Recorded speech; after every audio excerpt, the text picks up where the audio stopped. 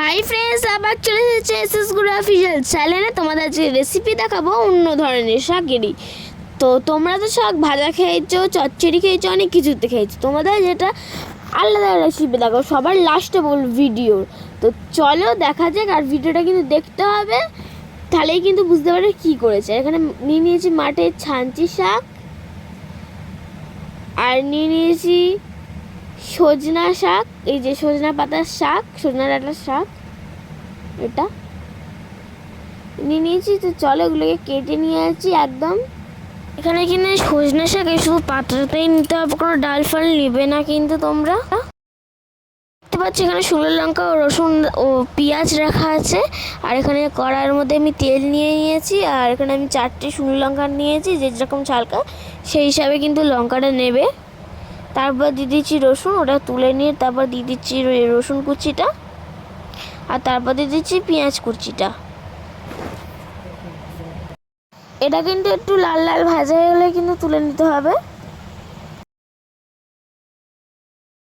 একটা কথা বন্ধুরা, এখানে তুমি দেখতেই পাচ্ছ কিন্তু পেঁয়াজটা তুলে নিয়েছি, পেঁয়াজ আর রসুন। আর এখানে কিন্তু কড়া পুরো খালি ছিল, কোনো তেল ছিল না। তার মধ্যে দিয়ে দিচ্ছি শাকটা, তারপর নুন হলুদ দিয়ে দিচ্ছি পরিমাণ হিসাবে, আর দিয়ে ভালো করে কিন্তু আমি শাকটাকে ভেজে নেবো। আর এখানে ভাজা ভাজা হয়ে গেছে, মধ্যিখানে একটু ফাঁক করে তেল দিয়ে দিচ্ছি, আর সেটাকে ভালো করে ভেজে নেবো। ওর তেলটা দিয়েই ভালো করে কিন্তু ভাজতে হবে। আমি কিন্তু ফার্স্টে একটুও তেল দিইনি। আর তারপর একটা শাকটা কিন্তু আমি একটা পাত্রে নেমে তার মধ্যিখানে একটু ফাঁক করে নুন ও শুকনো লঙ্কা দিয়ে ভালো করে মেখে নিচ্ছি। আর হ্যাঁ বন্ধুরা, এই রান্নাটা কিন্তু গরম ভাতের সাথে খেলে দারুণ লাগবে, কিন্তু খেয়ে দেখবে কিন্তু নিশ্চয়ই তোমরা, অসাধারণ স্বাদ একটা। তো দেখো কি হচ্ছে এবার।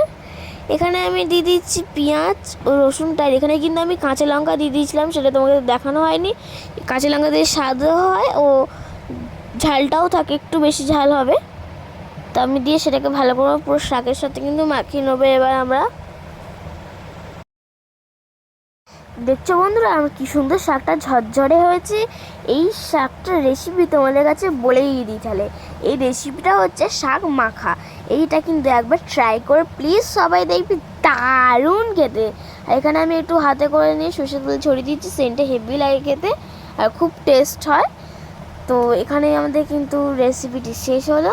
তো আমাদের শাকে অনেক কিছু হয়েছে, মাখাটা খেতে হবে খুব সুন্দর খেতে। ভিডিওটি ভালো লাগলে লাইক শেয়ার কমেন্ট করে দেবেন, ও আমাদের সাবস্ক্রাইব করে